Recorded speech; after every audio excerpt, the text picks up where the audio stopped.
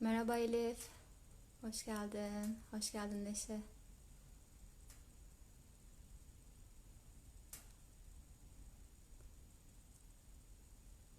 Hoş geldin Elif'im.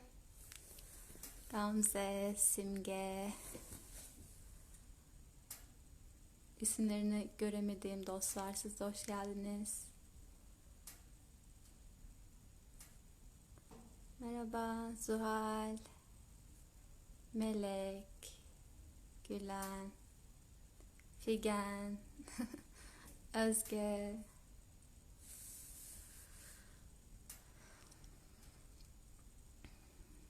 Nasılsınız? Yeni yılın ilk akşamında. Umarım gönlünüz huzurdadır, bedeniniz zindedir. En azından bu şekilde bir araya gelip kutlamış olalım biz de yeni yılımızı. Merhaba Derya, merhaba Aysu, merhaba Bahar, merhaba Burcu ve kuşları. Bugün kuşlardan çok bahsettik dostlarla, Zühal'le, Elif'le. Özgül'üm de geldi Antalya'dan. Mahmut kardeş de geldi. Nursel, Ece. Bilerek isimleri sayıyorum ki birbirimizi hissedelim en azından isimler üzerinden. Derya geldi. Nane Limon, oh şifa olsun. Aylin, İlkay, Gözde, oh Kemal kardeş. Merhaba Seferihisar'dan. Aybikim'e de çok selamlar. Aysen, Banu, Tuğba, Kamil amca hoş geldin. Sinem, oh Çanakkale, çok çok hürmetler. Özellikle Kilitbahir'e, oradaki evliyalara, zatlara. Hoş geldiniz Yunus Emre. O yollarda mısınız? Hadi bakalım. Betül, Gamze, anneciğim de burada. Her zamanki gibi tam destek. Musa kardeş, hoş geldin. Banu Hanım, selamlar. Selim Bey, Handeciğim, merhaba.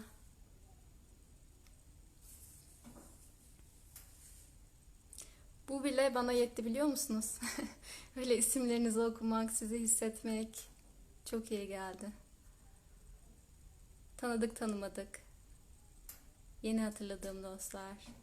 Şakti, Özlemciğim. Aysel Hanım, hoş geldiniz. Sefalar getirdiniz. Kıymetim. Ediye Hanım, bilmiyorum doğru mu söylüyorum ama İclal Hanım. Canan. Aa, halam mı geldi Elif? Ne güzel. Böyle aile hissiyatıyla.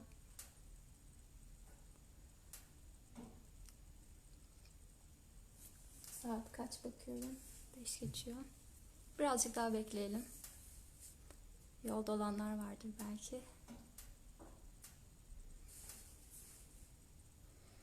Belki beklerken yanınızda kitabınız varsa onu böyle elinize alıp hissedebilirsiniz, selam edebilirsiniz. Çünkü daha önce de söylemiştim, bu tür eserler, canlı eserler, içinde ilahi nefes olduğu için, o nefes aracılığıyla açığa çıktıkları için hala canlılar.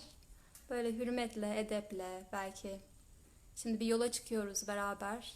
Bu yola çıkarken ki niyetiniz nedir, talebiniz nedir? Onları şöyle 1-2 dakika düşünebiliriz hep birlikte.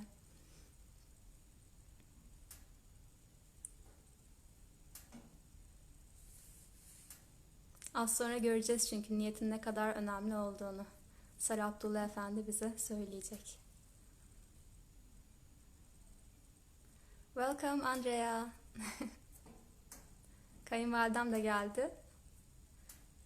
Kendisi benden Türkçe öğreniyor bir senedir ve çok iyi. Umarım bir gün bunları da anlayacak seviyeye gelecek. Ses çok mu az? Ses nasıl? Kulaklık da takabilirim.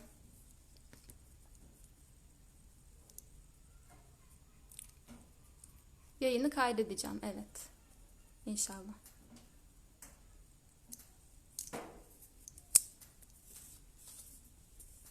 Kulaklık takıyorum.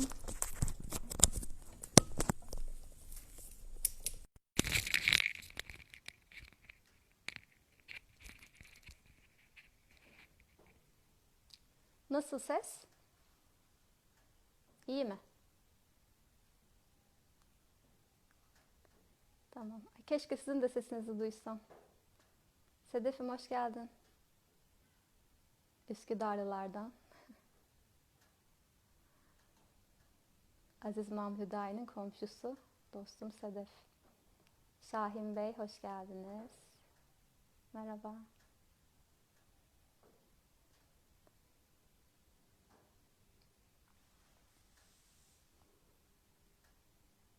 O halde yavaş yavaş başlayalım. Bismillahirrahmanirrahim. Kulaklıkla daha derinden geliyor. Derinden gelsin mi acaba? Derinden bir sohbet olmasına belki vesile olur. Şimdi nasıl, iyi mi? Ses azaldı.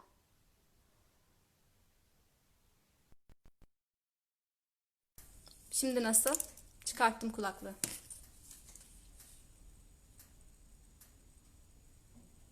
İyi mi şimdi kulaklık olmadan?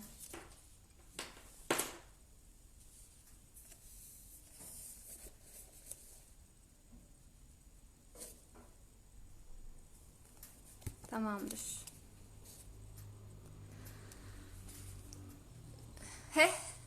Tamam, çok iyi. Yasemin de geldiğine göre başlayabiliriz. Bismillahirrahmanirrahim. Rahman ve Rahim olan Allah'ın adıyla. İnsan-ı Kamil'in en yücesi, en güzeli, gül kokulu Efendimizin rehberliğinde, onun ışığıyla bu akşam burada toplandık. Sarı Abdullah Efendi, Hazreti Mevlana ve nice ariflerin de güzel ilhamlarıyla inşallah bugün bu sofradan hepimiz gıdalanalım diyerek açıyorum Mesnevi'yi.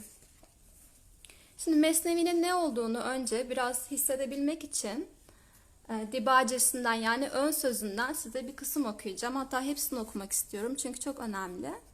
Abdülbaki Gölpınarlı'nın, Allah rahmet eylesin, Mesnevi şerhinden okuyorum bunu. Bulabilirsiniz çok kolay bir şekilde. Hatta edinirsiniz de güzel olur. Sayfa 3, 4 ve 5 de dibace var, ön söz. Oradan okuyorum şu anda. Hazreti Mevlana'nın dilinden Mesnevi neymiş? Şimdi onu göreceğiz. Rahman ve Rahim Allah adıyla. Bu kitap Mesnevi'dir. O, ulaşmada, tam inanış sırlarını açmada, din temellerinin temelleridir. Bunu bazen dinin asıllarıdır diye de tercüme ediyorlar. O, yani Mesnevi, Allah'ın en büyük fıkhıdır. Allah'ın en aydın şeriatıdır. En reddedilmez delilidir. Işığına örnek, içinde kandil bulunan kandilliktir sanki. Bir doğar parlar ki sabahlardan da ışıklıdır. Gönüllerin cennetleridir. Pınarları var, dalları var, budakları var. Bu yol oğullarının katında o pınarlardan birinin adı Selsebil'dir. Ululuklara ulaşmış, yücelikler elde etmiş kişilere en hayırlı konaktır. En güzel dinlenme yeri. Hayırlı kişiler orada yerler, içerler. Hür kişiler orada ferahlanırlar, çalarlar, çağırırlar. İnşallah hepimiz burada bahsedilen kişilerden olalım. Bu konaklarda dinlenen, yiyen, içen, hürleşen, özgürleşen, ferahlayan, çalan ve çağıran. Çok hoş gerçekten bu kısım. Mesnevi Mısır'daki Nil'e benzer. sabırlılara içilecek sudur. Firavun'un soyuna sopuna, kafirlere hasrettir. Hani Yüce Tanrı da onunla çoğunu azdırır, çoğunu da doğru yola götürür demiştir ya. Gerçekten de Mesnevi gönüllere şifadır, hüzünlere cila. Kur'an'ı iyiden iyiye açar, açıklar. Rızıkları genişletir, bollaştırır. Huyları temizler, güzelleştirir. Şanları yüce, özleri hayırlı yazıcılar, elleriyle yazmışlardır onu. Tertemiz kişilerden başkasının ona dokunmasına meydan vermezler. Hani abdestsiz dokunmayın derler ya, hem Kur'an-ı Kerim'e hem de Mesnevi'ye. Burada onu açıyor aslında. Huyları temizler, güzelleştirir, şanları yüce, özleri hayırlı yazıcılar. Bu yazıcının da kim olduğuna girecek az sonra. Alemlerin Rabbinden inmiştir. Batıl ne önünden gelebilir ne ardından. Yani gerçek olmayan bilgiler. Allah gözetir onu, korur onu. Odur en hayırlı koruyan, merhametlilerin en merhametlisi. Başka lakapları da vardır Mesnevi'nin. Allah takmıştır o lakapları ona. Bizse azını anarak sözü kısalttık. Az çoğa delalet eder. Bir yudum su göle delalet eder. Bir avuç buğday koca bir harmana delalet eder. Yüce Allah'ın rahmetine muhtaç olan güçsüz kuvvetsiz kul, Hüseyin'in oğlu Muhammed'in oğlu Belhli Muhammed der ki, yani kendisinden bahsediyor Hazreti Mevlana. Eşsiz, örneksiz, benzeri az bulunan şeyleri, yüce sözleri, kılavuzluk incilerini, zahitlerin yolunu, kullukta bulunanların bahçesini içine alan, kavrayan, yapıları külfetsiz fakat manaları çok olan bu manzum mesneviyi Allah kabul etsin, Efendimin, dayancımın, güvencimin dileğiyle, bedenimde can kesilen, bugünümün de yarınımın da azığı olan kişinin isteğiyle uzatmaya çalıştım. Acaba hangi kişinin isteğiyle bu mesnevi doğmuş, açığa çıkmış? Şimdi görüyoruz. O zattır ariflerin muktedası, doğru yolu buluş, tam inanış imamı, halkın feryadına erişen. Gönüllerin, akılların eminidir, halkın arasında Allah'ın emanetidir. Yarattıklarının içinden onu seçmiştir. Peygamberine onun hakkında tavsiyelerde bulunmuştur. Tertemiz kulunun katında gizlediği kişidir. Ve bence hala gizli, çoğu insan bilmez aslında. Şu anda bahsedilen kişinin kim olduğunu var mı tahmininiz? Mesnevi'nin açığa çıkmasına vesile olan bu arif kimdir acaba?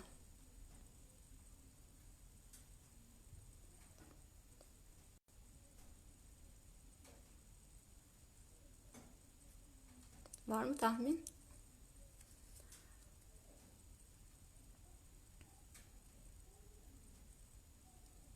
Arş hazinelerinin anahtarı, yeryüzü definelerinin emini olan bir kişi. Odur üstünlüklere sahip olan, Ahi Türkoğlu diye tanınan Hasan'ın oğlu, Muhammed'in oğlu, din ve hak Hüsamı, Şeyh Hasan. Çelebi Hüsamettin, evet. Vaktin Bayezididir, zamanın Cüneydi. Sıddık oğlu, Sıddık oğlu, Sıddık'tır. Allah ondan da razı olsun, onlardan da. Ataları cihedinden Urumiyelidir. Hani Kürt olarak yattım, Arap olarak kalktım diyen kerem sahibi şeyh var ya, soyu ona dayanır. Allah onun da soyunun da ruhlarını takdis etsin. Ne güzel de geçmişi vardır, ne güzel de geleceği. Öyle bir soyu var ki güneş bile kaftanını üstlerine atmış. Öyle bir aslı var ki yıldızlar bile onlara ışıklarını yaymış. Avluları baht kıblesi ola dursun da yüce kişilerin oğulları yüzlerini oraya çevirsinler. Dilekler kıblesi olsun da bölük bölük temiz kişiler orayı tavaf etsinler. Yani Mesnevi'yi seven ve onu anlamaya çalışan insanlardan bahsediyor burada tavaf edenler derken. Demek ki Hazreti Mevlana'nın dileği, niyeti kabul olmuş. Şimdi Mesnevi'yi okumak için burada toplandığımıza göre şükürler olsun.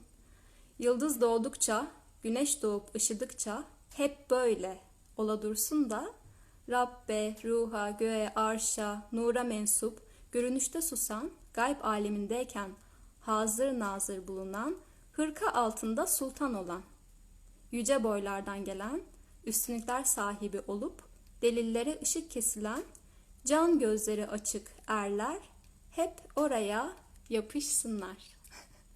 Yapışalım mı o zaman hep beraber? Amin ey alemlerin Rabbi. Bu bir duadır ki reddedilmez. Çünkü bütün halk sınıflarını kavrar, kuşatır. Demek ki burada bir ayrım yok. Hamd bir olan Allah'a, rahmet Efendimiz Muhammed'e aleyhisselam, soyuna sopuna, Allah yeter bize, ne de güzel vekildir. Böyle de muhteşem bir dibace ve ön söz var Mesnevi'nin.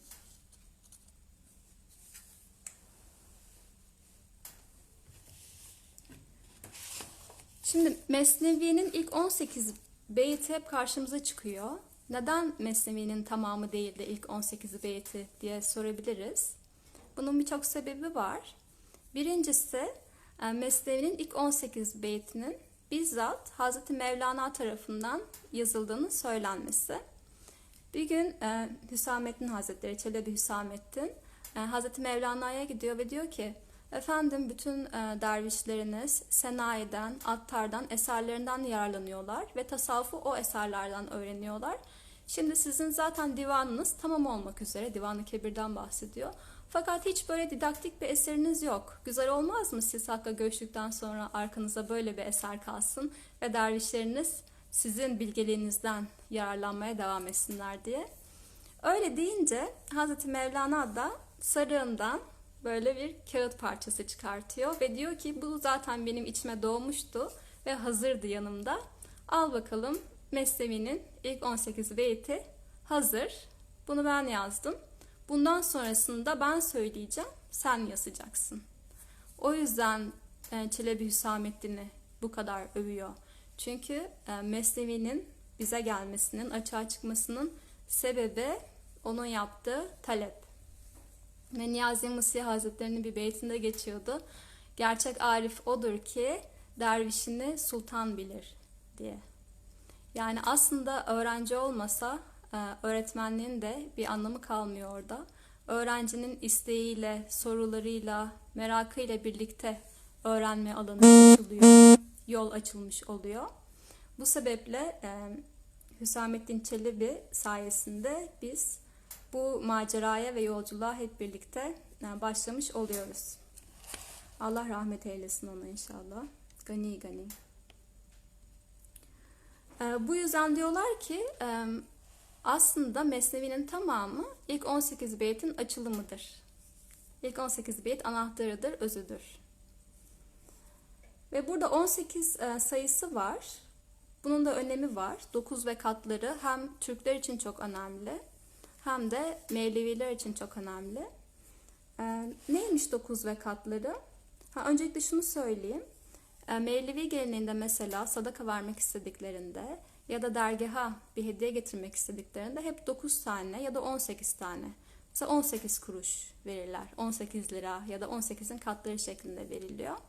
1001 günlük çileden sonra da 18 gün hücrede kalıyorlar. 18 görev var. Yani bu 18 sıklıkla geçiyor. Aynı zamanda 18 alemlerden de bahsediyorlar. Abdülbaki Gölpınarlı bunun listesini yapmış. Şöyle kısaca okuyayım size. Belki dikkatinizi çeker. Mutlak varlık, zatına muzaf olan bilgisi, Atlas göğü, Sabiteler göğü, Zuhal göğü, Müşteri göğü, Zuhre göğü, Güneş göğü, Merih göğü, Utarit göğü, Ay göğü, hava, ateş, su, toprak, cemadat, nebatlar ve hayvanlar şeklinde 18 alemden. Evet, Elif 9 seninle bunu konuşmuştuk. 3 ve 3'ün katları aslında. Yani 18'de 3'e iniyor. 3 de o üçleme baba, oğul, kutsal ruh ya da Allah, Muhammed, Ali olarak bildiğimiz çok kutsal bir sayı aslında. Ebced hesabıyla da 18 Allah'ın Hay ismine denk geliyor. Hay da hayat veren demek.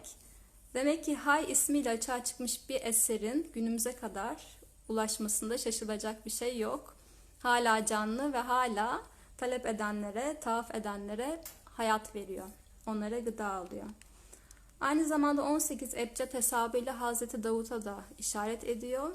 Yani Hazreti Davut'un tabii çok anlatılacak hikayesi var ama bugün bakarken en çok benim içime dokunan, gönlüme dokunan şey onun güzel sesi oldu. O zikretmeye başladığında, Allah'ı tesbih etmeye başladığında kuşlar susarlarmış ve onun zikrine katılırlarmış. Bugün de çok kuş muhabbeti geçti dostlarla. Ve oraya ithafen bunu buraya getirmek istedim.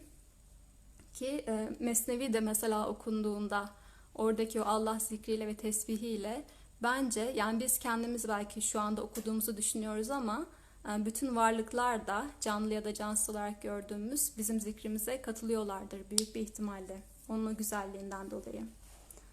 Ve umulur ki bizim de sesimiz, tesbihimiz Davudi olur bu vesileyle, bu yolculukta.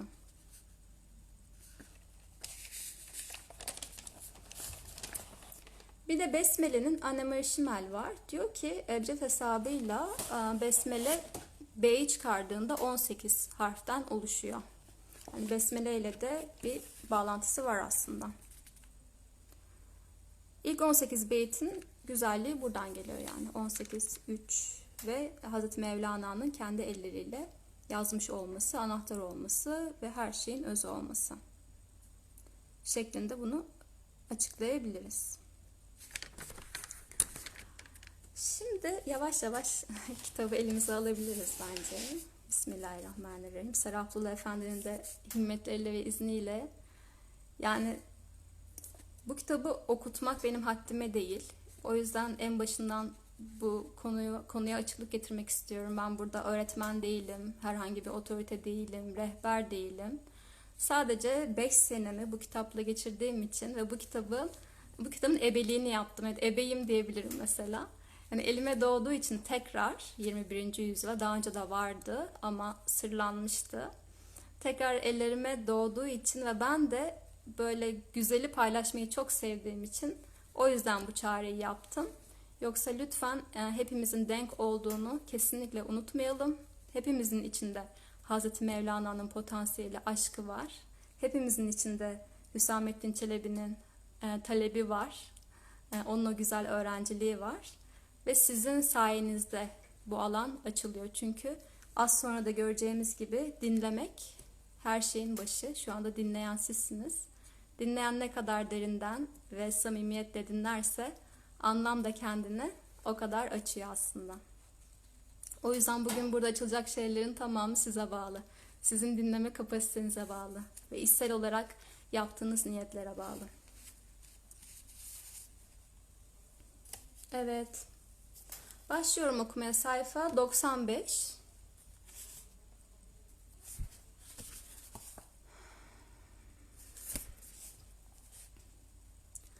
Beşno enney çün şikayet mi konet, ez cüdayiha hikayet mi konet beytinden.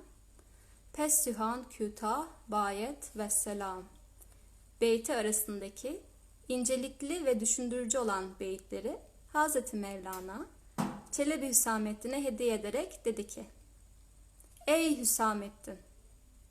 Çokça yapılan talep kanatları ile himmetin en yüksek zirvesine uçmanız ve Muhammedi hakikatlerin merdivenlerinin yüce derecelerinde dolaşmanız gerekir ki bizim gizli anlayışımız sizin ahenginizle titresin. Böylece kutsal kelimeleri ve kalbe gelen gaybi feyiz ve ilhamları anlatmaya başlayalım buyurdular. Şimdi burada duralım ve anlamaya çalışalım. Nasıl bir manası var ya da bize ne açılmak istiyor şu anın içinde. Burada çok anlaşılması zor kelimeler yok. Zaten olabildiğince sadeleştirmeye gayret ettim. Karşılaştırabilirsiniz ilk sayfalarla. Orijinalindeki o sesi ve tınıyı da anlamak önemli çünkü. Yani zihinle anlamak değil de hani o sesin bedene işlemesine izin vermek de güzel. Kur'an-ı Kerim'de olduğu gibi. Onu da deneyebilirsiniz bu konuşmadan sonra. Burada ne diyor? Birinci beytinden en son beytine kadar ve bunların arasındaki incelikli ve düşündürücü olan beyitleri Hazreti Mevlana kime hediye ediyor? Çelebi Hüsamettin'e hediye ediyor. İşte bundan bahsettik. Çelebi Hüsamettin'in o talebi sayesinde açığa çıkıyor şu anda elimizde duran eser. Ve Hazreti Mevlana şöyle diyor Çelebi Hüsamettin'e. Ey Hüsamettin, tamam istiyorsun böyle bir şeyin açığa çıkmasını, böyle bir eserin vücuda gelmesini istiyorsun. Fakat bunun için şunları yapman gerekiyor. Çokça yapılan talep kanatları. Öncelikle bir talep kanatlarını açacaksın. Gerçekten talep etmeyi bileceksin. Talep burada talip. Yolda talipli olmak geçer tasavvufta. Çok önemlidir. Gerçek talipli olmak gerekir. O hakikatin kendisini size açması için. Hüsamettin Çelebi de o gerçek talebiyle gitti ve kanatlarını da açtığı için bir kuş gibi, yine burada kuş imgesi. Ne oluyor? Hazreti Mevlana kabul ediyor bu talebini. Talepten sonra ne oluyor? Kanatlarımı açınca bir yere uçacağım mutlaka, değil mi? Olduğum yerde saymayacağım, durmayacağım. Bir yerden bir yere doğru artık yolculuk başlıyor. Yolculuk nereye? İstikamet nereye? Himmetin en yüksek zirvesi. Himmet deyince aklımıza ne geliyor? Bir düşünün, himmet. İlk akla gelen şey ne? İlk çağrışımı.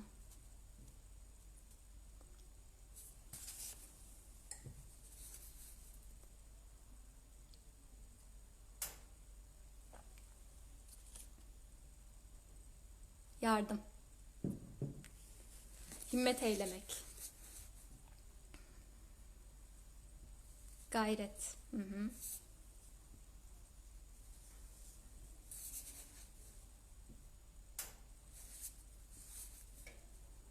Bilgi. Evet. Vay. Bütün boyutları açılıyor kelimenin. Harika.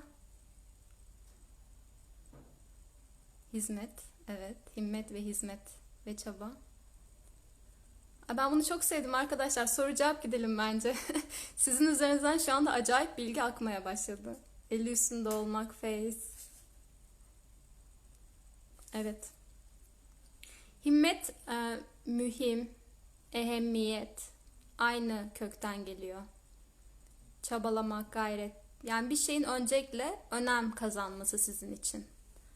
Çünkü önemli olan şeyi istersiniz ve ararsınız. Himmet demek istemek, aramak, meyletmek. Yani meyletmek şöyle bir şey. Siz artık o sizin iradeniz dışında, kalp böyle yüzünü oraya dönüyor artık ve sizin yapabileceğiniz bir şey yok orada. O yüzünü bir kere dönmüş, himmet etmiş ve ehemmiyet, önem, ilgi, ilgiyle yönelim. Aynen öyle. Yani burada şöyle bir şeyden bahsediyoruz. Şuursuzca bir yönelim hali değil. Hadi ben şu mesneviyi okuyayım da bir şeyler öğreneyim, belki bir şey çıkar karşıma gibi değil de daha çok bilinçle, seçerek ve değerini bilerek de aynı zamanda. Çünkü orada kıymetli bir şey duruyor. Kalp onu biliyor ve hissediyor. Hissettiği için o tarafa doğru meylediyor. Orada bir çekilim var, yani bir mıknatıs gibi oraya doğru çekiliyorsunuz. Oranın kıymetinin ve değerinin farkındasınız. Farkında olduğunuz için de zaten o meyle de izin verirseniz, keza oraya doğru gitmeye izin verirseniz kendinize, ne oluyor? Oradaki kıymet açığa çıkmaya başlıyor. Taleple yine ilişkili olduğunu burada görüyorsunuz. Yani böyle metinlerde zaten kelimeler arasında bir harita vardır. Hiçbiri birbirinden ayrı değildir. O haritayı da okumak çok önemli. Aralarındaki o bağlantıları görmek, örmek, sentezlemek, büyük resmi görmek açısından çok kıymetli oluyor. Burada sözlükten bakmışım. Bir şeyi elde etmek için kalbin tüm gücüyle Hakk'a yönelmesi. Tüm gücüyle Hakk'a yönelmesinden bahsediyoruz. O şekilde himmetin en yüksek zirvesine uçuyorsun. Sözlükte de yine himmetin 3 şeklinden bahsediyordu. Birincisi fena halinden bekaya geçmek, yani tamamen kendinden yok olup Hakk'ın senden işlemesine izin vermek. İkincisinde Allah'ın ihsanına himmet etmek. Üçüncüsünde sadece Hakk'a himmet etmek, sadece onu istemek, sadece onun varlığını istemek yani. Burada da galiba en yüksek zirvesinden kasıt sadece onun varlığına yüzünü dönmek, onu talep etmek, onu istemek. Oraya doğru uçmanız ve hemen arkasından gelen de açıklıyor burada.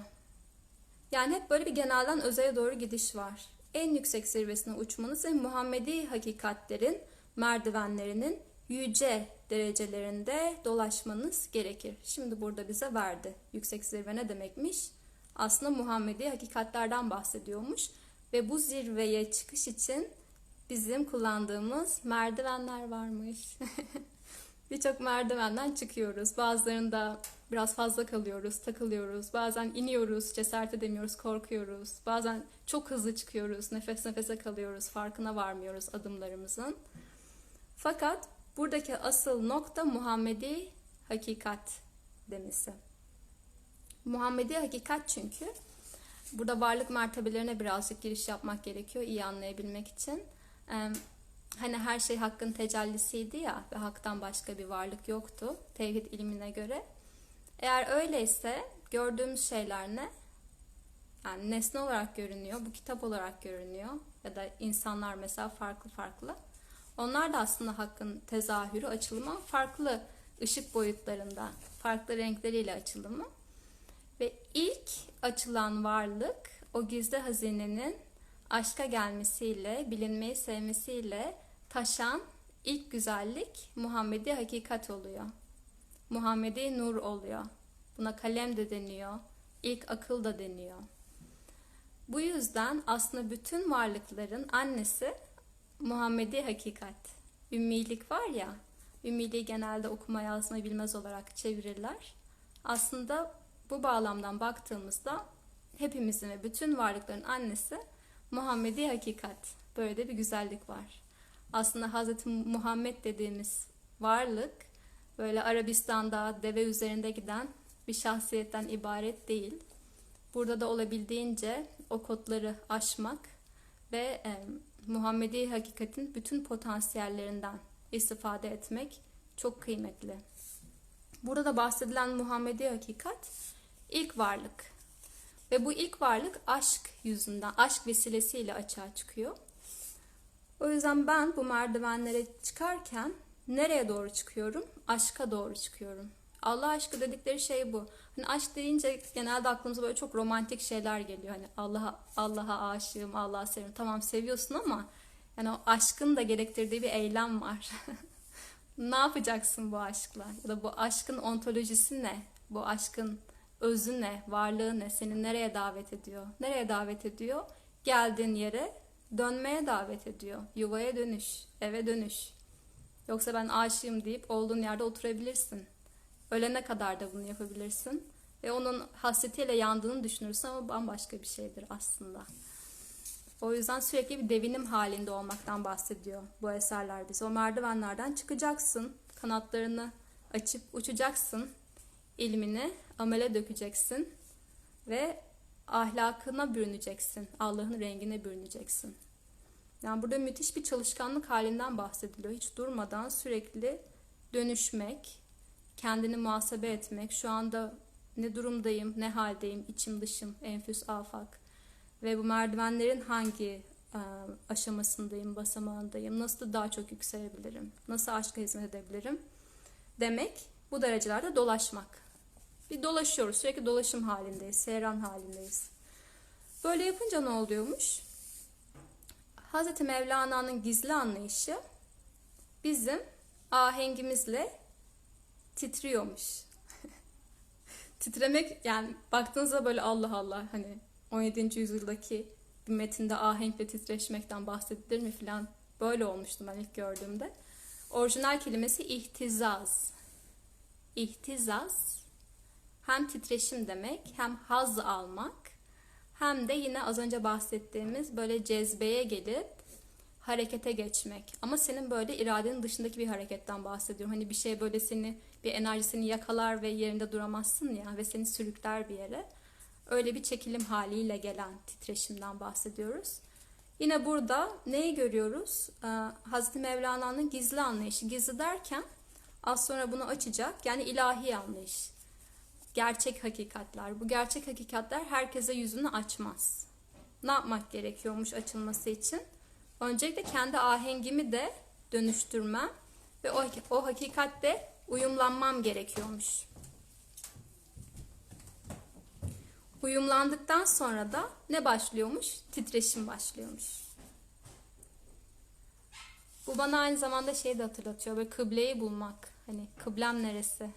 Ya da Google Maps'le yolculuğa çıkmadan önce navigasyona yazıyorum ya nereye gideceğimi.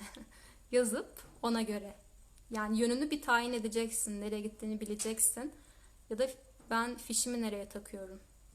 Fişimi direkt Muhammedi hakikate taktığımda hemen kanatlar açılıyor ve uçmaya başlıyorum. Çünkü o benim geldiğim varlık zaten. Ondan ayrı değilim. Ve çok kolaylaştırıyor işi. Burada Çelebi Hüsamettin'e de tavsiye ettiği şey bu. Yani bunu farklı boyutlarda okuyabiliriz. Birincisi hem Mesnevi'nin yazımı için bunu söylüyor. Hani evet Mesnevi'yi birlikte ortaya çıkaracağız. Ben söyleyeceğim, sen yazacaksın ve yazarken böyle böyle şeylere dikkat et diyor bence. Bana yani içimdeki hisse göre. İkincisi de bize hitap var. Hani bu eser size ulaştı şükürler olsun 17. yüzyıldan bir şekilde. Elinize geçti ve siz de bununla yolculuğa çıkacaksınız. Yolculuğa çıkarken nasıl bir hale bürünmek gerek? Nasıl bir yol haritası var? Onu bize açıklıyor. Böylece kutsal kelimeleri ve kalbe gelen gaybi feyiz ve ilhamları anlatmaya başlayalım buyurdular. Demek ki neymiş? Elimizde tuttuğumuz eser zihinden, ama zihin derken zihnin de farklı türleri var ya. Aklı meaştan bahsediyorum burada. Yani gündelik zihin, gündelik akıl. Böyle Hazreti Mevlana oturup da planlayıp da böyle belli bir noktaya ulaşmak için çizgisel bir yerden oturup yazmamış bunu. Bir teori kitabı değil. Bu onun üzerinden açılan ilhamlar. Yani şey artık böyle düşünmeye bile gerek kalmıyor. Senin üzerinden taşıyor onlar. Zaten Hazreti Mevlana'nın üzerinden taşarken Hüsamettin Çelebi hızına yetişemiyor bile. Sabahtan akşama kadar böyle bir hitap düşüyor. Oralara da geleceğiz. Burada da giriyor zaten anlatmaya başlıyor. Hazreti Mevlana bunları nasıl aktarmış. Nakledilmiştir ki sabahın evvelinden şafak vaktine dek dalgalandıran sözlerinin deryasından ardı ardına Mesnevi'nin hakikat ve mana dolu nazımlarının hoş ve zarif ifadeleri, güzel kokulu inciler gibi esrarların kaşifi Mevlana Hüdavendigar'ın takip ettiği söz sahillerine vururdu. İlk neyle başlıyor? Zamanla başlıyor. Sabahın evvelinden şafak vaktine dek. Burada bir döngü görüyoruz. Yani ışık ve karanlık, gölge ve nur. Bu çiftlilik, kutupluluk Kur'an-ı Kerim'de de çok geçer. İşte ölüm ve yaşam. Böyle bir döngü var burada. Hazreti Mevlana'nın içinde devindiği bir döngü. Ve bu döngünün içindeyken bu zaman, belki zaman bile demek burada yanlış olabilir. An, çünkü arifler anın içindedir. Zaman bizim kısıtlı ve limitli olarak anladığımız ve hesaplayabildiğimiz bir birim ya. Ama arifler o zamanın birimselliğinden ve sınırlarından kurtulmuş, onun boyundurundan kurtulmuş ve ana ulaşmış, anın çocuğu olmuş insanlar. O yüzden ne yapıyormuş? Dalgalandıran sözlerin deryasından ardı ardına Mesnevi'nin hakikat ve mana dolu nazımlarının hoş ve zarif ifadeleri. Burada çok ilginç bir şey görüyoruz. Mesnevi'ye ayrı bir varlık addediliyor burada. Mesnevi var, bir canlı bu. Ve onun hakikatleri var, manaları var. Bunlar ne yapıyor? Ardı ardına hiç kesilmeden, düşünün yani nasıl bir hal bu? Yani insan nasıl tahammül edebilir? Ben düşünemiyorum. Sürekli onun deryası coştuğu için dalgalar böyle kıyınıza vuruyor sizin. Tasavvufta da çok kullanılır. Derya, dalga, inci. Derya demek hakkın zatı. Yani tek var olan şey, hakkın varlığı. Dalgalar da biziz. Yani o aslında deryayız. Aynıyız kimyasal olarak ama form olarak farklıyız. Ondan daha küçüğüz. Onun üzerinde görülen dalgacıklarız ve ne oluyor? Rüzgar dindiğinde dalgalar denize karışıyor ve bir oluyor. Geldiği yere dönüyor. Burada da aynı semboloji kullanılmış. dalgalar şeklinde Hazreti Mevlana'nın sahillerine vuruyor.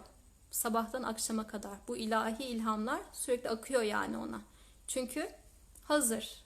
Buyur ediyor onları, ağırlayabilir. Çok iyi bir ev sahibi, içini temizlemiş, fenaya uğramış, boşalmış. Gelsin gelecek olan, ben hazırım diyor. Ve o şekilde zaten onun üzerinden açılmak isteyen her şey kolaylıkla, güzellikle ve zarafetle açılıyor. Buradaki zarafeti görüyoruz. Ne diyor? Hoş ve zarif ifadeleri diyor. Yani İslamiyet'te güzele verilen önem. Allah güzeldir, güzeli sever sözü burada da var. Hatta Hz. Muhammed'in bana dünyanızdan ne sevdirildi?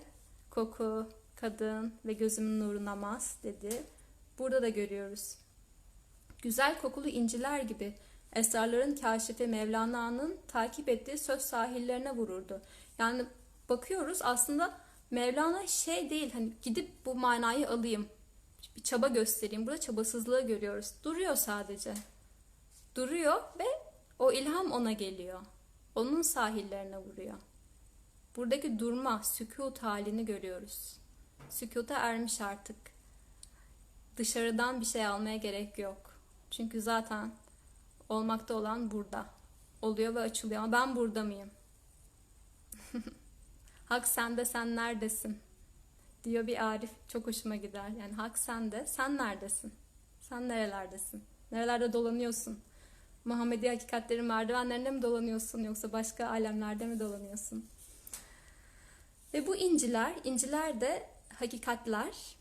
Yani arifler dalgıçlardır ve Allah'ın o zatına dalarlar korkusuzca ve cesaretle ve daldıkları o derinlerden hikmetleri ve ilhamları bulup çıkartıp taliplerine sunarlar. Yani bize aslında bu incileri bırakmış oldu ve bunlar çok güzel kokulu. Güzel koku aynı zamanda bana Hazreti Yusuf'un gömleğini hatırlatıyor. Gömleğinin güzel kokusunun babasının görmeyen gözlerini açması. Bu da çok güzel bir hikayedir. Yine aslında insanın o görmeyen, perdeli olan gözlerinin Allah'ın güzel kokusuyla açılması. Çünkü herkeste o koku var. Hepimizde o ilahi potansiyel olduğu için ya da bizden zaten var olmak istediği için, bizde kendini seyreylemek ve var eylemek istediği için ne oluyor? Zaten biz onun güzel ahlakına bürünebiliyoruz. Onun rengine bürünebiliyoruz. Kokusuna da bürünebiliyoruz ve mesela bir arifle karşılaştığınızda ondan böyle güzel kokular gelir. Yani Allah'ın kokusunu alırsınız. Hem halinden, tavrından alırsınız. Hem bakışından, nazarından alırsınız. Hem de sözlerinden alırsınız. Birbirimizi kokularımızdan tanıyoruz. Kediler gibi. Burada da aynı şeyden bahsediyor. Bunların hikmetli manalarını, evet, ne oluyor? Hazreti Mevlana o halde, sükût halinde, sükun halinde ve söz sahillerine sürekli o ilhamlar vuruyor. Onun üzerinden açılıyor ve o da izin veriyor bunların kendisinden taşmasına, dışa vuruyor. Bunu yaparken de Hüsamettin Çelebi yanında düşünün, böyle gözünüzü kapatıp belki hayal edebilirsiniz o zamanları.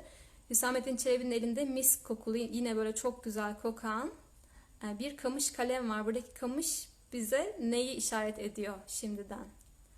Sanki elinde neyle yazıyormuş gibi. O kamış kalemiyle inci gibi dizer idi. Yine inci metaforu. Zaten dökülenler inci. Hazreti Mevlana'nın hem halinden hem dilinden. Onları alıp edebiyle yapıyor. Yani herhangi bir katip değil bu. Açılan şeyin kıymetinin farkında. Ona nasıl muamele etmesi gerektiğinin farkında ve edebiyle aldığını aktarıyor. Yani aktarıcının da burada rolü çok önemli. Ona nasıl muamele ediyor? Allah'ın o ilhamlarını nasıl ağırlıyor? Nasıl kayda geçiriyor? İnci gibi diziyormuş burada. Yerli yerinde yani. Hiç karıştırmadan birbirine. Geldiği gibi. O yüzden Allah o ikisinin ve ardından gelenlerin ruhlarını mukaddes kılsın. Bize de onların feyizlerince feyizler ihsan eylesin. Feyiz demek yine taşma demek. O gizli hazine edim, bilinmeyi sevdim diyor ya Hakk'ın zatı. İşte o taşma hali, taşan şeyler. Nasıl ki ariflerin gönlünden artık ilahi feyizler, ilahi güzellikler taşmaya başlıyor. İnşallah bizim de gönüllerimizden, halimizden, tavrımızdan bunlar bu şekilde taşmaya başlasın.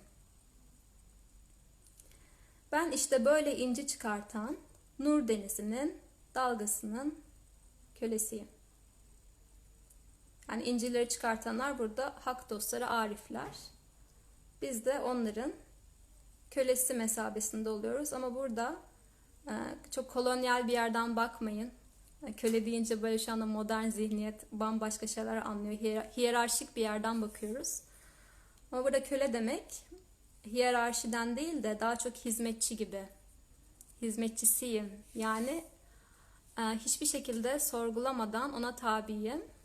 Ona teslim olmuş haldeyim. Alıcı konumdayım anlamında bir kölelikten bahsediyoruz.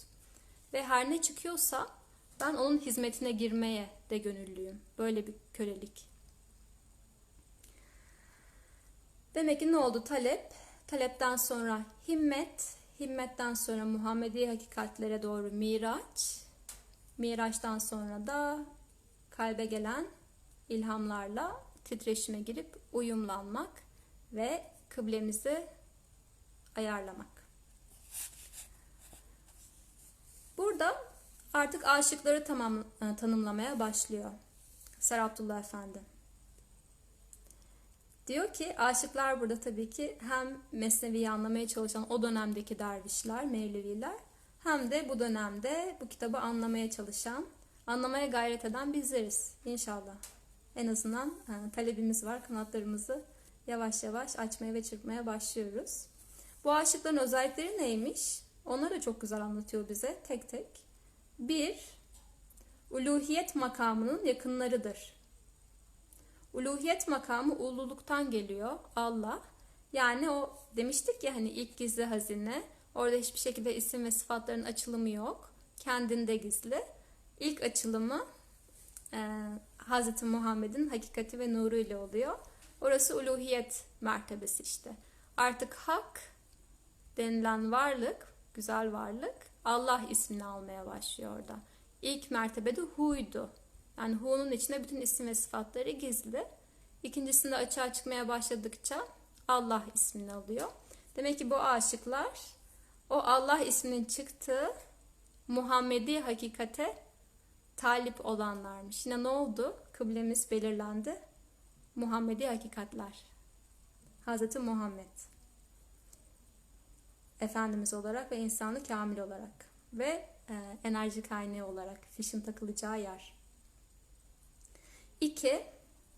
Hidayet meyveleriyle dolu o kutlu ağaçların muhabbet tohumlarını kalp tarlalarına halis bir elle ve gönülden gelen bir niyetle ekerler. Talebimizi koyduk, yaptık. Talepten sonra bir de niyet varmış demek ki. Niyet nasıl tutuluyormuş? Öncelikle kalp tarlalarımın alıcı konumda olması gerekiyor. Oradaki yabani otlardan arındırılması, temizlenmesi, havalandırılması, belki de nadasa bırakılması belli bir süre. Bu şekilde alıcı hale getirilmesi, dişil hale getirilmesi gerekiyor. Ondan sonra ne oluyor? Hidayet meyveleriyle dolu o kutlu ağaçların muhabbet tohumlarını. Kutlu ağaçlar dediğimiz yine Muhammedi yolda fişlerini Hz. Muhammed'in hidayetine, güzelliğine ve nuruna takmış olan arifler. O ariflerin meyveleri neler? Bize bıraktığı eserler ve gelenekler. Ben bu eserlerden aldığım tohumları ne yapıyorum? Kalp tarlama ekiyorum. Ekmekle de kalmıyorum. Nasıl ekmem gerekiyormuş? Nasıl ki Çelebi Hüsamettin temiz kokulu, güzel kokulu kamış kalemiyle edebince bunu yapıyorsa, bu eserleri anlamaya çalışan ve okuyan taliplilerin de, buna niyet eden aşıkların da halis bir elle ve gönülden gelen bir niyetle ekmeleri gerekiyormuş. Burada da ihlasın önemini görüyoruz. Halis demek, yani temiz demek. Olabildiğince işte abdest almadan dokunmayın, temizlenmeden yanaşmayın denilen yer burası. Her şey düşüncede başlıyor bu temizlik. Hazreti Mevlana insan düşünceden ibarettir diyor. Öncelikle düşünceyi temizlemek, düşünceden sonra nazarı, bakışı temizlemek, sonra zaten otomatik olarak ne oluyor? Dilimize vuruyor. Düşünceden gelen de dile iniyor ya. Dilden sonra duyduklarım, ben neyi duymaya talibim? Farklı duyulardan ve seviyelerden temizlik yaptıktan sonra ben bu niyeti ekiyorum. Ama şeyle düşünmeyelim. Ben hiçbir zaman o kadar temiz olamayacağım. Çok aşkın ve mertebe o zaman okumayayım bu eserleri gibi bir şey değil. Yani bu da yine çok çizgisel zamanda kalmış olmaktan dolayı bir sürü modern zamanın koşullanmaları var. Diyoruz ya anın içinde olup bitiyor her şey diye. Ben yani bu düşüncemi bir anın içinde bile dönüştürebilirim. O ne kadar talep ettiğime bağlı. Ne kadar böyle ne kadar aşkla, istekle, hasretle niyaz ettiğime bağlı. Her şey Allah'ın kudret elinde. Yani şöyle yaptığında dönüşebilir her şey, silinebilir. Ama önemli olan halis bir niyete sahip olma. Yani çıkarsız, koşulsuz, bir şeyleri böyle bir şeyleri çok planlıyoruz ya, hep istediğimiz gibi olsun istiyoruz. Onları birazcık geride bırakıp ben olmak isteyene gönüllüyüm, ona teslimim diyerek aslında. Güvenerek, iman ederek. Burada yine iman meselesi de çok önemli bir yerde. Niyeti ektik. Ve aşıkları birazcık daha burada tanımlamaya devam ediyor. İki özellik daha geliyor. Neymiş? Zevk badesiyle dudakları kuruymuş. Şevk çöllerinde de başları dönüyormuş. Bade çok önemli bir sembol. Tasavvufta ve divan edebiyatında. Şarap ve şarap kadehi. Şarapta işte o ilahi, sana ilahi zevki veren hakikatler ve sırlar. Bunun da başlangıç noktası ruhlar alemi. Orada Bezmelest var. Ruhlar toplanıyor ve hak soruyor, ben sizin Rabbiniz değil miyim diye. Ruhlar da belli, evet diye cevap veriyorlar ve orada bir aslında nikah töreni gerçekleşiyor. Nikah töreninden sonra da işte bu şarabın ikram edildiğini düşünün kutlama olarak ve o içilen şarapla birlikte ne oluyor? Artık insanın içindeki o aşk ateşi körüklenmiş oluyor. Onun tadını almış oluyorsun. Evet deyişin tadını almış oluyorsun. Sadece dilde kalmıyor da bedenine karışıyor o coşkunluk ve o güzellik. Fakat ne oluyor? Ruhlar dört unsura karışınca ve cisim alemine gelince o şarabın tadını unutuyorlar. Ama beden hatırlıyor, ruh hatırlıyor. Çünkü tatmış onu bir kere. O yüzden burada da aşk erbabı, gerçek evlerine dönmek isteyen insanlar sürekli o kadehe, o aşk şarabına talipliler. İçmek istiyorlar. İçtikçe daha çok susuyorlar. İçtikçe daha çok susuyorlar. Daha fazla, daha fazla. Hiçbir şekilde kanmıyorlar. Yani ben oraya varana kadar sarhoş olacağım. Bunun sonu yok diyorlar. Bu konuda da çok hasisler aslında, aşkgözlüler. Ve bu onlara zevk veriyor, ilahi bir keyif veriyor. Bu hatırlayış ve bu kendilerine, özlerine dönüş. 2. Şevk çöllerinde başları dönen. Şevk de iştiyak, özlem, hasret, yine aynı mesele. Asıl yuvamıza, asıl evimize olan özlem ve şevk ne oluyor? Bu şarabı, hatırlayışı içtikçe alevleniyor. Alevlendikçe ne oluyor? Bu içimdeki özleyiş ve hasret. Yerimde duramaz oluyorum. Başım dönüyor. Yani başın dönmesi de bence çok sembolik bir şey. Yani artık bildiğimi zannettiğim şeylerin yerlerini değiştirmeye başlaması. Hani hayatın alt üst olması var ya. Hiçbir şey böyle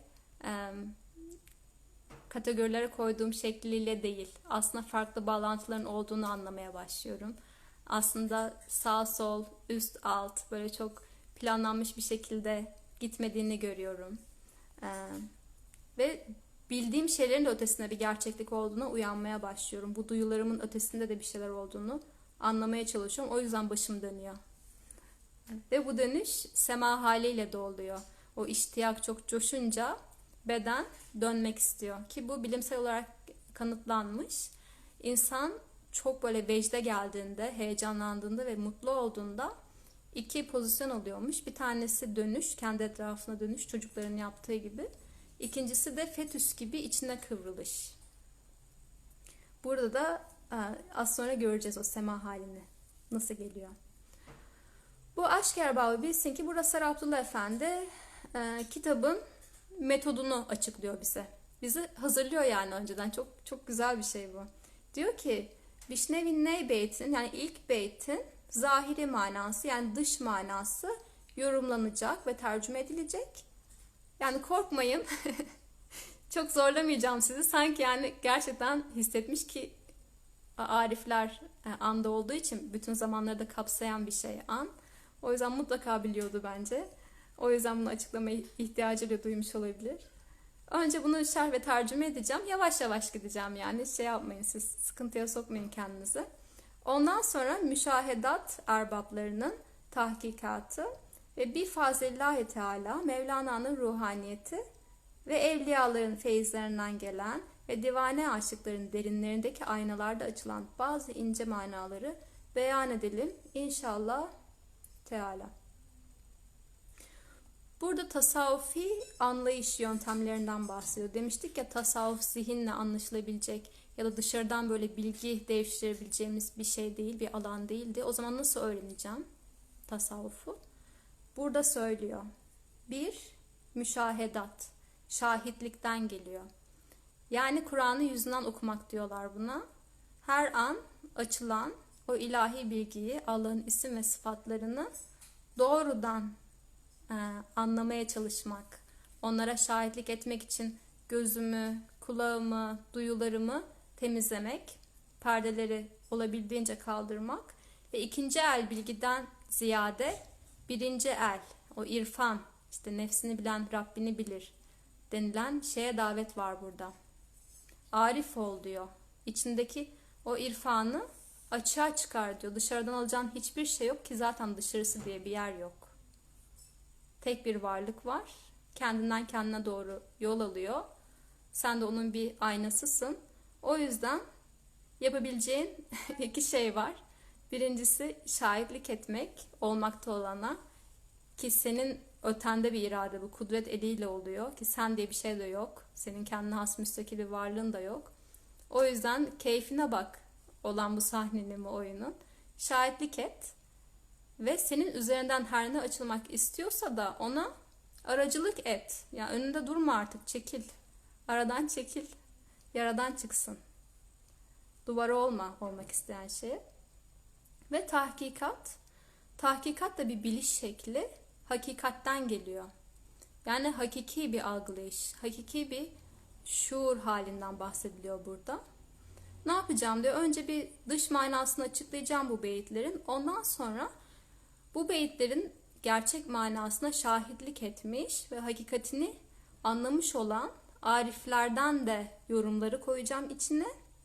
Üçüncüsü ve çok da ilginç bu kısmı bence, Hazreti Mevlana'nın ruhundan ve evliyaların feyizlerinden gelen ilhamları da bunun içine koyacağım diyor. Yani aslında Sarı Abdullah Efendi bu yorumu yaparken, bu şerhi yazarken Hazreti Mevlana'nın ruhaniyetiyle bağlantı halinde. Başka türlüsü zaten çok teorik olurdu. Yani tamam, yazılan yazılmış, çizilen çizilmiş, göçen göçmüş. Ben burada bu metni tekrar anlamlandırayım gibi modern bir yerden bakmıyor. Diyor ki zaten bu canlı, Hazreti Mevlana da hala canlı. Canlıysa ben bunu açığa çıkaran ruhtan direkt alayım kaynağı. Kaynak bilgiyi oradan alayım. Tekrar onun üzerine böyle varsayımlarda bulunmayayım. Burada zaten direkt ona bağlanayım diyor ve gerçekten de bunu yapıyor. Göreceksiniz ileride. Benim içime ilham oldu Hazreti Mevlana'dan dediği kısımlar var. Ve evliyaların feyizlerinden gelen şeyleri de beyitler halinde, şiirler halinde ekliyor olacak. Ve bunlar ne oluyormuş bu manalar? Bizim içimizdeki aşıkların derinlerindeki aynalarda açılıyormuş. Yani şahitlik ediyorum, hakikati görmeye çalışıyorum. Bunlar nerede uyanıyor? Hakikat nerede uyanıyor? Benim içimdeki, gönlümdeki temizledim, eğer temizlediysem, temizledim o aynada görünür oluyor. İnsan çok kıymetli bir varlık. Her şeye aynalık yapabilecek kapasitede bir varlık. Allah'ın bütün isim ve sıfatlarını toplu halde yansıtabilecek bir kapasitemiz var. Fakat bunu ne kadar kullanabiliyoruz? Kendimizi çok limitliyor olabilir miyiz acaba?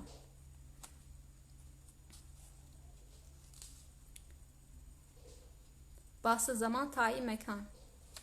Seraplı Efendi'nin yaptığı şey mi? Hazreti Mevlana'nın ruhaniyetine bağlanmasından bahsediyorsunuz Şahin Bey. Zamanın genişlemesi, bast genişlemek demek. İşte zamanın genişlemesi demek onun boyunduruğundan ve sınırlarından çıkman ve anda olman. Tayin mekanda şimdi biz çok böyle tabii fantastik filmlere alıştığımız için tayin mekan deyince böyle direkt ışınlanıyorum, oradan oraya gidiyorum gibi bir algı var. Yani bence bilinç olarak bir tayin mekan mümkün. Olduğu yerde, olduğu şekliyle bağlantı kuruyor. Devam edelim. Bir notlarıma bakayım şöyle. Atladığım bir yer var mı? Ve kelimeler arasındaki bu ses oyunları müthiş. Mesela hidayet, muhabbet, zevk, şevk. Tabii orijinalini okuyunca orada daha iyi göreceksiniz. Buna seci deniyor. Çok müzikal metinler bunlar. Tıpkı Kur'an-ı Kerim gibi. Okuduğunuzda müzikal olarak da besleniyorsunuz ya, anlamasınız bile. Bunlarda da öyle. Yani bir ritmi var, bir müzikalitesi var. O da insanın ruhunu besliyor ve gıdalandırıyor. Evet, atlamamışım bir yer. Devam edebiliriz. Saate bir bakayım. Ne kadar süremiz kalmış? Oo. Bir saat geçmiş. Daha ilk sayfadayız. Galiba Instagram artık izin veriyor bir saate aşmayı. Öyle görüyorum. Birazcık daha devam etmek istiyorum. Bir yarım kalmasın. Rivayet olunur ki Kayyumi esrar perdelerinin kâşifi Mevlana Celaleddin Rumi, Hakk'ın ateşli cezbelerine yandığından ve Rabbani aşk deryalarının dalgalarına battığından şerefli kulaklarına bir tek ses ilişse, içine gelen şevk silsilesiyle yerinde duramaz olmuştur. Sayfa 96'ya geçtik. Neyden dinlediği ateşli inilti ve sızlayış, dert ateşini ve iştiyakını coşturup, neye inceden inceye baktıklarında, neyin sinesinin delik ve bağrının da kendi gibi yanık, sadık bir aşık olduğunu görmüştür. Hususen saf iradesini neyzenin eline teslim ederek, neyzenin güzel kokusundan talim olunan nameleri, makamları ile dinleyicilere anlattığı ve bildirdiği üzere, neyin insan-ı kamile tam bir benzerliği vardır. Bu cihetle Mevlana Hüdavendigar da fani vücutlarını ve cüz'i iradelerini mabudun kudret eline teslim ederek, gayb alemlerinden gelen esrardan söz makamına inen ilahi varidatları güzel ibareler ile göstermek ve latif işaretlerle yazı suretiyle bildirmek için kendilerini ateşle yanmış ney ile temsil ederdi. Ve figan ve vecdin şevkinin ve coşkunluğunun verdiği hareketle felek gibi raks ve devran ederdi. Evet, kaydedeceğim. İzleyebilirsiniz sonradan. Şimdi burada müthiş bir şema çıkıyor. Bu şemayı ben kaydettim. Size anlatmak istiyorum. Çok heyecanlandırıyor çünkü bu haritaları çıkarmak beni, bu ilişkileri görmek kelimeler ve kavramlar arasındaki. Şurada. Kayyumi'den başlayalım. Sayfa 95. Kayyumi eser perdelerinin kâşifi ne demek? Kayyum kıyamdan geliyor. Devam manasına geliyor. Yani önceden de gördüğümüz gibi o sahilde devamlı duruyor. Hiç yani ayağını oradan çekmiyor. Orada sükut hali zaten merkezli ve kalmış halde. Sürekli alıcı bekliyor. Devamlı orada olduğu için de ne oluyor? Esrar yani sırların perdelerini keşfediyor. Tasavvuf keşif ilmidir. Var olan şeyi keşfedersiniz. Var olmayan şeyi var etmezsiniz. Yani yoktan var diye bir mesele söz konusu değil. Bizim de bilgiye bir şey eklememiz söz konusu değil. Var olan ilham ne oluyor? Onların perdelerini açıyoruz ve keşfediyoruz. Hazreti Mevlana da bunu yapıyor. Fakat şöyle bir şey oluyor keşfettiğinde. Hani böyle keşfedip oturmuyorsun yerine. Bunun da getirdiği şeyler var beraberinde, haller var. Neymiş bu haller? İki. İki elementle açılıyor. Sedef burada izliyorsa bizi, o çok daha iyi bilir. Birinci element ateş. Ne oluyor? Bu perdeler açıldıkça ve ilhamlar geldikçe Hakk'ın ateşli cezbelerine yanıyorsun. İkincisi su elementi. Rabbani aşk deryalarının dalgalarına batıyorsun. Burada ateş ve suyu yan yana görüyoruz ve ileride kamışlıkla birlikte toprak elementi de gelecek ve neyin içinden geçen hava ile birlikte hava elementi de gelecek. Şimdi bu ateş elementine baktığımızda Hakk'ın ateşli cezbeleri dediğimiz şey aslında burada da söylediği gibi nerede geçiyordu? Hak şeklinde geçiyor, evet. Bu Allah'ın celal sıfatı. Yani o ilk aşama demiştik ya, gizli hazine, henüz daha açığa çıkmamış isim ve sıfatları kendinde potansiyel olarak mevcut.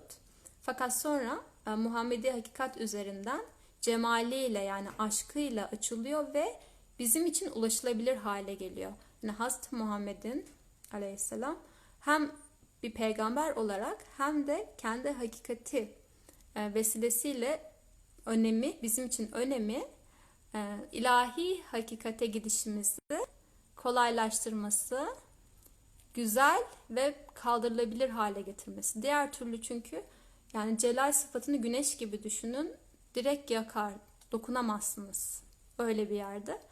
O güneşi ne yapıyor bizim için? Hissedilebilir, dokunulabilir, ulaşılabilir hale getiren şey Rabbani aşk dediğimiz kısım, Muhammedi taraf rububiyet. Rabbanilik, Rab, eğitmenlik, öğretmenlikten de geliyor. Ki Hz. Muhammed'in o öğreticiliği, eğiticiliği, rehberliği, insanın kamil olması ve aynı zamanda annelik vasfı da, çünkü Rab aynı zamanda yani ihtiyaçları da gideren, kaynakları da sağlayan demek. Burada da su elementini görüyoruz. Yani ne oluyor? Burada çift taraflı bir süreçten bahsediyoruz. Hem celal sıfatıyla muamele olunuyor Hazreti Mevlana, hem de cemal sıfatıyla birlikte. Ateş ve su birlikte burada.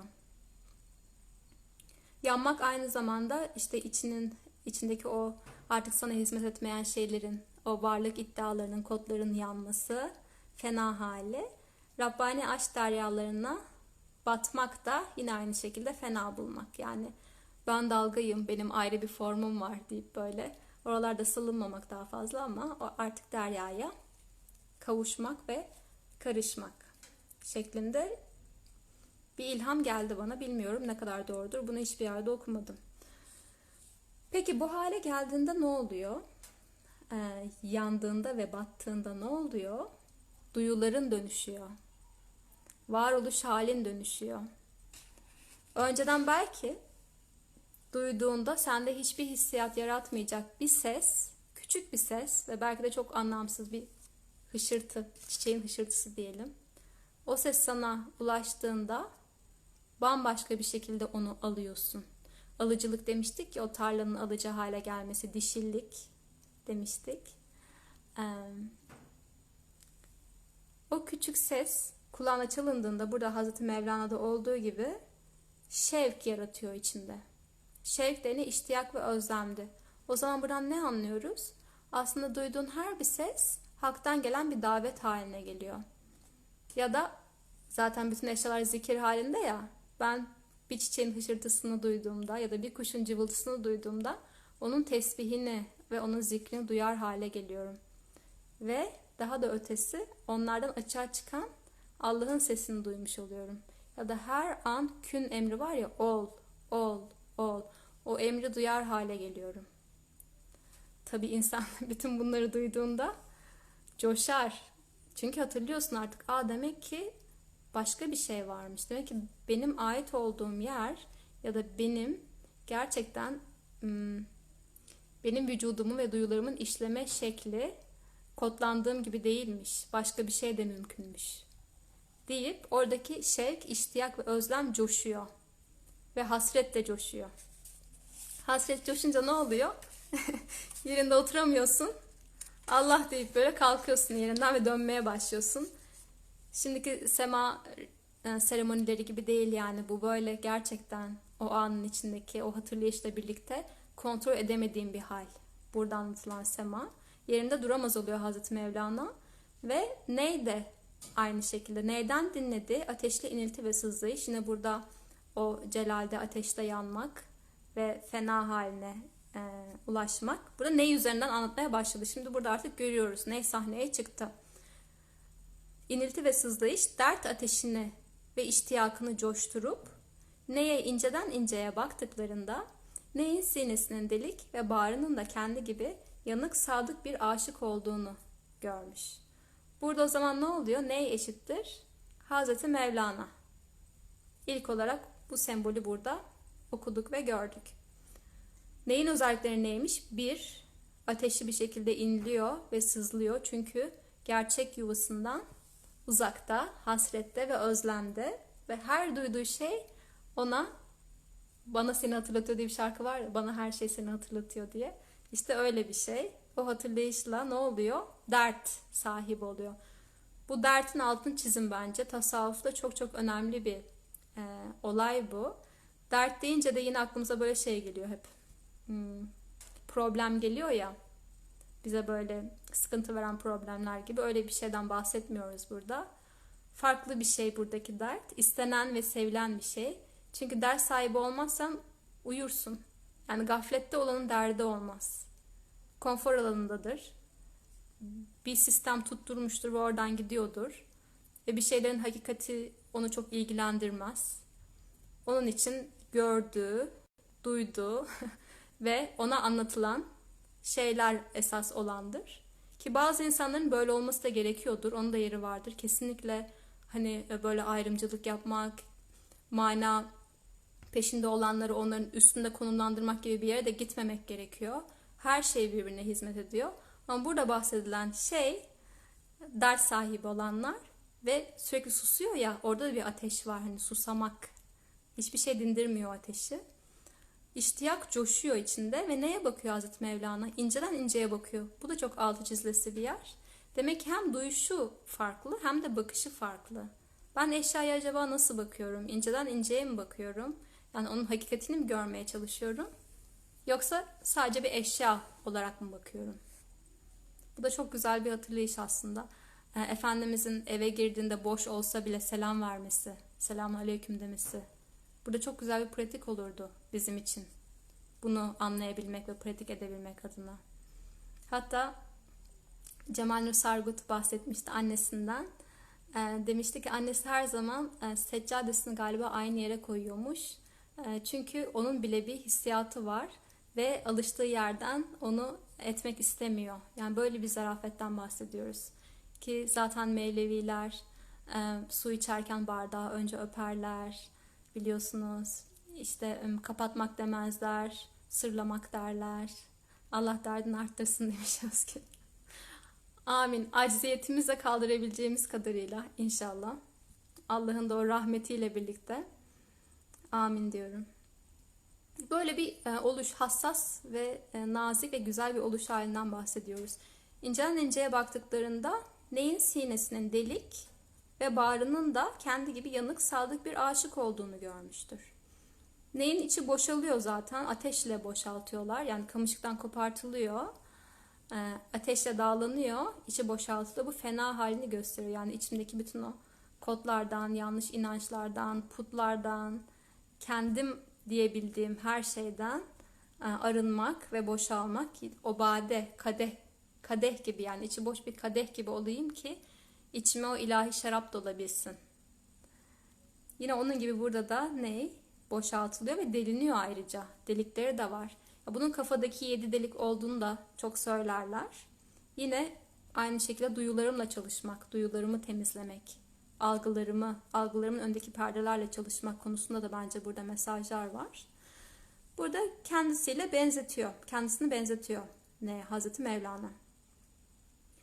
Başka nasıl özellikleri varmış neyin ya da insan-ı kamilin?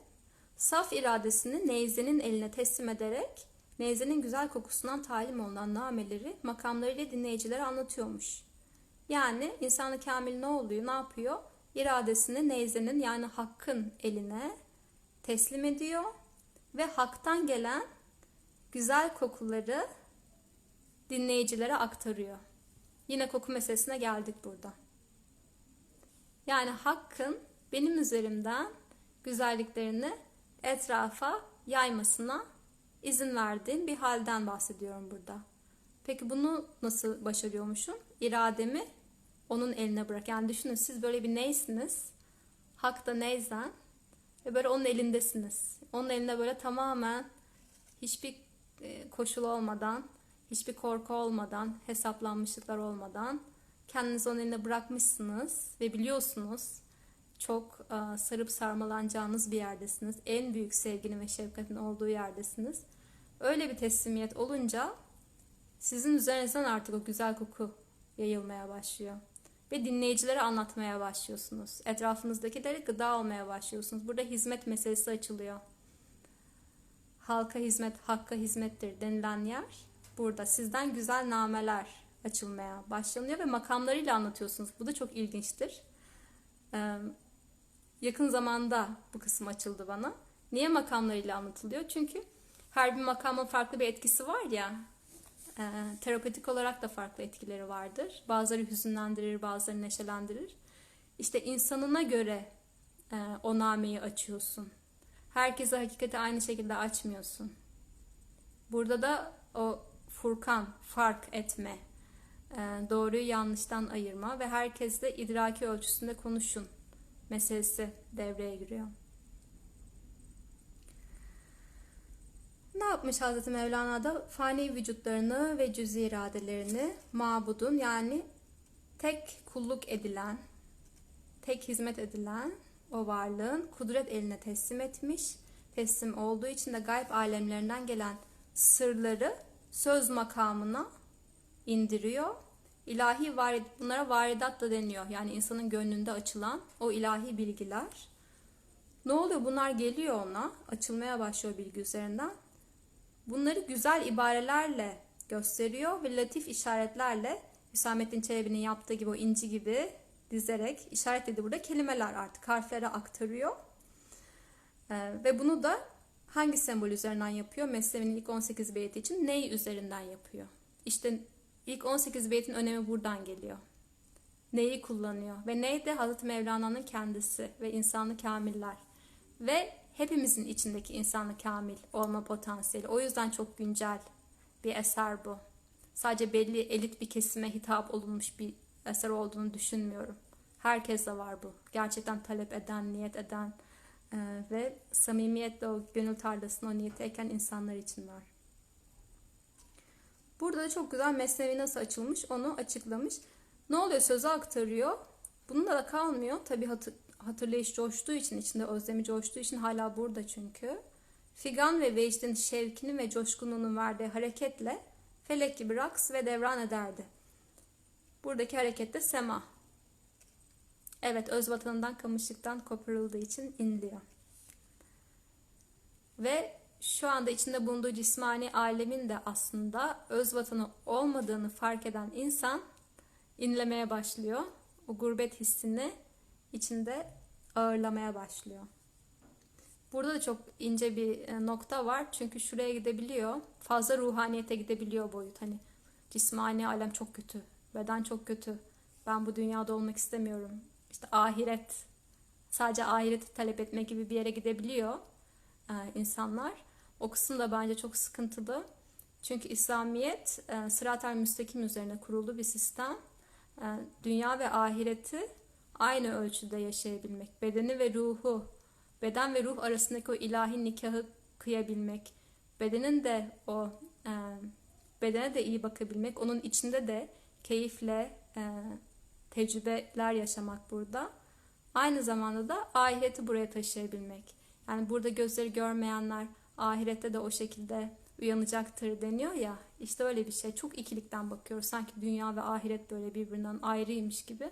İşte hep o ikili kodları, ikili algıları birlemek meselesi. Zaten asıl vatanını bulmuş olan insan buranın da çok keyfini alabilecek insandır.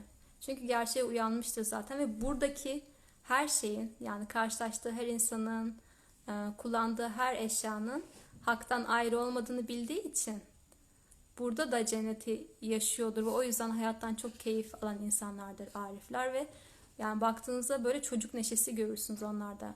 Acayip böyle basittir o insanlar için hayat. Hiçbir şeyi karmaşıklaştırmazlar. Olduğu gibi böyle o çocuk neşesiyle burada Özgül de var. Selam olsun. İçimizdeki çocuk, içimizdeki bilge çocuk. Onunla birlikte böyle buranın da keyfini çıkartırlar. Yani oyun oynarlar, oyun yerinde o oyunun hakkını verirler arifler. Bir de şurayla da bitirelim bence. Gece gündüz sema edip raks etti. Sema bahsine girdik burada gördüğünüz gibi. Sema da semiden geliyor, Allah'ın sıfatlarından bir tanesi. Duymak, işitmek demek. Neyle başlıyor mesleğin ilk 18 beyti? Bişnevle başlıyor. Yani işit, dinle. Hazreti Mevlana da mesnevisinde diyor ki bebek konuşmaya başlamadan önce dinler belli bir süre. Yani dinlemek konuşmadan önce gelir. Kur'an-ı Kerim'de de dinlemenin önemine çok atfedilir ayetlerde. Fakat biz dinlemekten çok konuşmaya koşullanmışız bu sistemin içinde ki hatta mesela insanlarla bir araya geldiğinizde birazcık böyle suskunlaşsanız, sessizleşseniz, konuşmasınız hemen ne oldu? Neyin var? Bir sıkıntı mı var? Bir problemi mi? Bana çok olmuştur o. Yani mutlaka böyle bir kelimeyle bir yorumda bulunmak zorundasın. Yoksa sende böyle bir tuhaflık var gibi bir koşullanmışlık var. Ama aslında yani dinlemek kadar güzeli yok. Çünkü en başında da zaten alıcılık demiştik ya. Yani o kalp tarlasına tohumların ekilmesi için kulak döllenen bir yer. O kulaktan önce bir girmesi gerekiyor duyduklarımın. Kulağımla o zikirlere kendimi açmam gerekiyor. Bütün kainatın ne söylediğini önce bir duyabilmem gerekiyor. Ki ondan sonra zaten bir şey açılacaksa kelimelerle onlar açılacaktır. O kelimeleri bile hesaplamaya gerek yok. Yani sohbetlerimiz de genelde hesaplanmış ya. Bir şekilde böyle argümanlar var ve karşı tarafı onu kanıtlamaya çalışıyorum. O yüzden zaten ne dinlemek oluyor. Karşı tarafı duymuyorum bile. O bir şeyler söylüyordu ama ben orada değilim. Ne de söylediğim şey gönlümden, kalbimden geliyor. İnsan kulaktan beslenir. Evet, kulak dişildir, döllenir. Söz ve logos erildir. Yani buradan döllenen şey ağızdan çıkar. Hatta gönle iner. İnebiliyorsa eğer gönülde de döllenir ve o kalbin çocuğu yine söz olarak, hal olarak, tavır olarak dışarıya yansır. Semaya bağlayacaktım. Evet, sema işte önce işitir. Aynı Hazreti Mevlana'da olduğu gibi işittiği şey ona böyle coşku, hatırlayış ve hasret verdiği anda ne olur? İnsanda bir hareket ve devinim açığa çıkmaya başlar. O şekilde raks eder. Tabii bazı arifler vardır ki artık hareketin bile tesirine girmezler. Onlar böyle hiç hareket etmeyen dağlar gibidir diye bir ayet vardı galiba. Oturur sükuttadır ama içinde neler neler olur. İçinde böyle 1000 tane sema döner o anda. Onu anlamazsınız bile. Öyle de bir artık sükuta kavuşmuştur. Onlar da işte halkın içinde haklı olurlar. Kimse anlayamaz onların arif olduğunu. Fakat aslında asıl olan şey de odur. Ben arifim dememek. Gerçekten insanlara denk bir yerden iletişim kurmak. Denk bir yerden alıp vermek. Denk bir yerden hizmet etmek. Efendimiz bir gün meclisteymiş sahabelerle birlikte. Onları tanımayan bir misafir gelmiş, içeri girmiş. Efendimiz de tanımıyormuş. Bu meclisin başı kim demiş. Peygamberimiz o sırada elinde böyle su testisi, dizinin üzerinde su koyuyormuş oradakilerden bir tanesini. Bu meclisin efendisi buraya hizmet edendir demiş. Böyle bir şeyden bahsediyoruz. Yine işte o dervişi sultan görür denilen şeyden bahsediyoruz. Evet Özge, siz dağları durur zannedersiniz. Halbuki onlar hareket halindedir. Eyvallah. Aynı o şekilde. Gece gündüz sema edip raks etti. Yeryüzünde dönen çark gibi oldu. Onların işi sarhoşluk ve kendilerinden geçmektir. Burada sarhoşluk deyince şey değil, meczubiyet değil. Hani kendini kaybetmek, böyle nerede olduğunu bilmek, şuur kaybı gibi bir sarhoşluktan bahsetmiyoruz. Serhoş, hani başın artık hoş olması, hoşluk, keyif, tat, zevk alır hale gelmesi artık düşünce boyutunda bile. Ve aynı zamanda kendinden geçmek derken kendin olduğunu düşündüğün varlıktan geçmek. Kendinden geçmek bunu kastediyor. Aşk milletinin dini dinsizliktir. Tabi bu Farsçadan çeviri. Farsız çok iyi olan bir arkadaştan aldım ben bu kısmı. Tekrar sordum ve ona göre size tekrar söyleyeceğim burada. Gerçekten dinsizlik olarak mı söyleniyor yoksa farklı şekilde çevrilebilir mi? Ama bu şekilde olsa bile nasıl yorumluyoruz? Hani aşk milletinin dini aşk olduğu için bizim bildiğimiz anlamda dine tabi değillerdir. Burada şey demek olmuyor, onlar İslam dinine tabi değildir gibi bir şey zaten söz konusu değil. Çünkü onlar direkt Muhammediyete bağlandıkları için dinin kaynağı da Hazreti Muhammed Efendimiz olduğu için hiçbir şekilde hani o İslam dininin çemberinden dışarı çıkış gibi bir şey söz konusu değil. Zaten Hazreti Mevlana kendisi de söylüyor, ben Kur'an'ın bendesiyim. Hazreti Muhammed'in ayağının tozuyum diye. Burada kastedilen şey başka bir dini yaşayış hali. Yani dinin kendisi oluyor bu insanlar. Zaten fenaya karıştıkları için, o hakkın varlığına karıştıkları için orada o sistemlerden bile bahsedemiyorsun. Yani bir sistem olarak dinden bahsedemiyorsun. Formalite olarak dinden bahsedemiyorsun. O şeriatın bile, onların yaşadığı şeriatın bile artık bir hakikat boyutu var orada. Manadan yaşıyorlar. Öyle bir dinsizlik buradaki. Hatta Yunus da burada çok güzel söylemiş, bir yerde görmüştüm. Not aldım sizin için.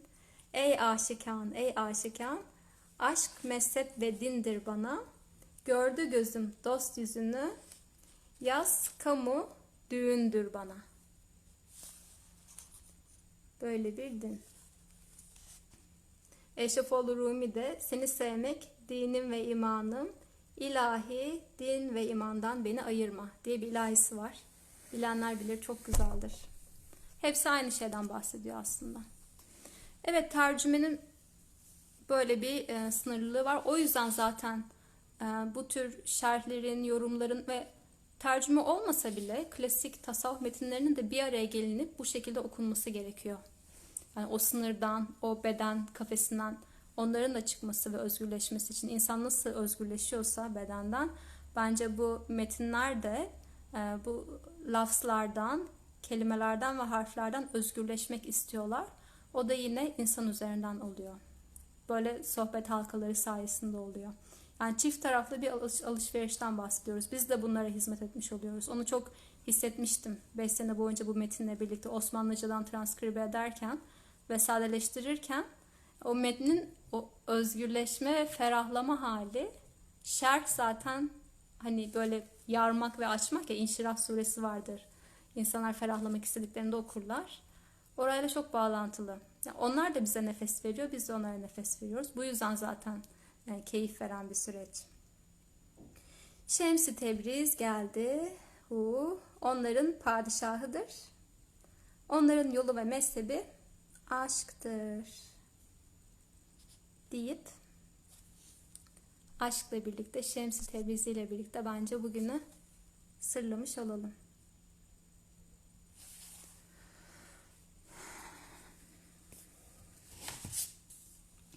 Notlarıma bakıyorum, çok önemli bir şey es geçmiş miyim diye.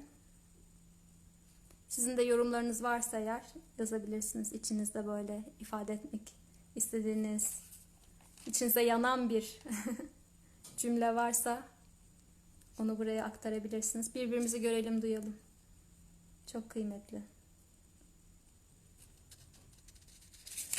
Tamam, atlamamış.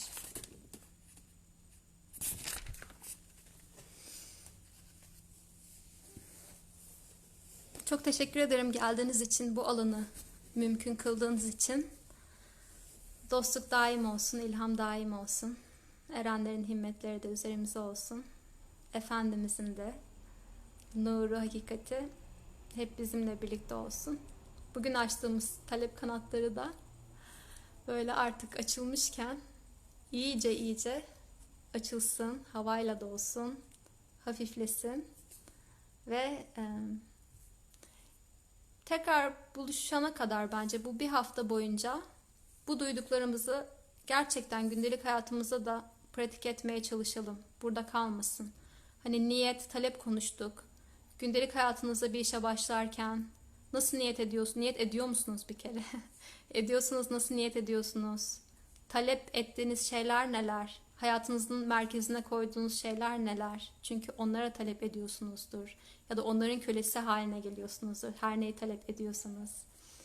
Ve bu metin size bugün ne açtıysa bence onun izini sürmeye devam edin. Çünkü şimdi bir bağlantı kuruldu. O ahenkle uyumlandı ve titreşim başladı.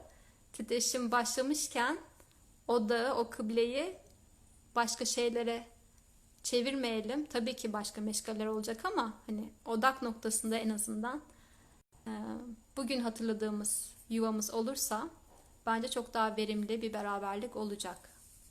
Bu eserle birlikte öyle düşünüyorum.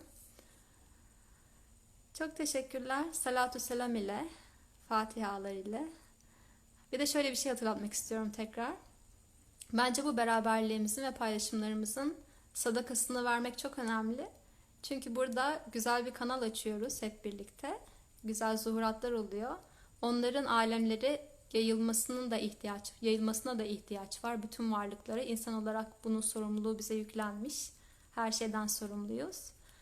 Kutsal emanete yüklenmişiz. O yüzden bu buluşmanın sadakası olarak belki bu hafta içinde bir ağaca sponsor olabilirsiniz. Tema Vakfı, Çekül Vakfı olur. Ya da yardıma muhtaç hayvanlar varsa Instagram'da çokça görüyoruzdur zaten. Veteriner masraflarını toplayamıyor çoğu can. Zülal arkadaşım var. Onlardan bir tanesi sağ olsun. O kadar çok hizmet ediyor ki böyle yaralı hayvanlara. Onlara maddi destekte bulunabiliriz. Mama yardımı yapabiliriz. Komşularımıza selam verebiliriz. İhtiyacı olan komşularımız varsa eğer. İlmimizin zekatını verebiliriz. Gülümseyebiliriz birbirimize. Ama mutlaka bence burada paylaştığımız şey burada kalmasın. Kendi içimizde de kalmasın. Alemlere yayılsın diyorum. Çok teşekkür ederim. Hayırlı akşamlar olsun.